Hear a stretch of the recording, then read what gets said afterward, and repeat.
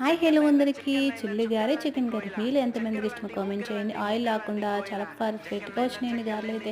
ఇప్పుడు వచ్చేసైతే chicken curry. ఇదైతే skin chicken అండి, బాయిలర్ అనమాట. మేమున్న ఏరియాలో ఒడిశాలో ఫారం దొరకదు, ఓన్లీ బాయిలర్ స్కిన్లెస్ దొరుకుద్ది అనమాట.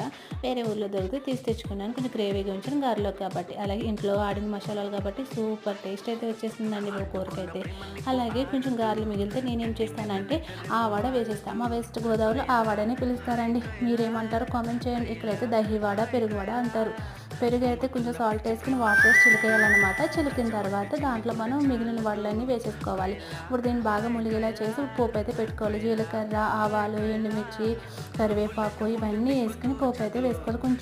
కొంచెం పసుపు కూడా యాడ్ చేసుకోండి. ఇవి ఓవర్ నైట్ ఇలా వదిలేసామనుకోండి, పొద్దునకి మజ్జిగ అంతా పీల్చుకొని ఎంత సూపర్ టేస్ట్ ఉంటాయో. మీలో ఎంతమందికి ఆవాడ ఇష్టమా లేదా చిల్లి గారి చికెన్ కర్రీ ఇష్టమా? నాకైతే కామెంట్ చేయండి. నాకైతే చిల్లి గారి చికెన్ చాలా ఇష్టం. బాయ్.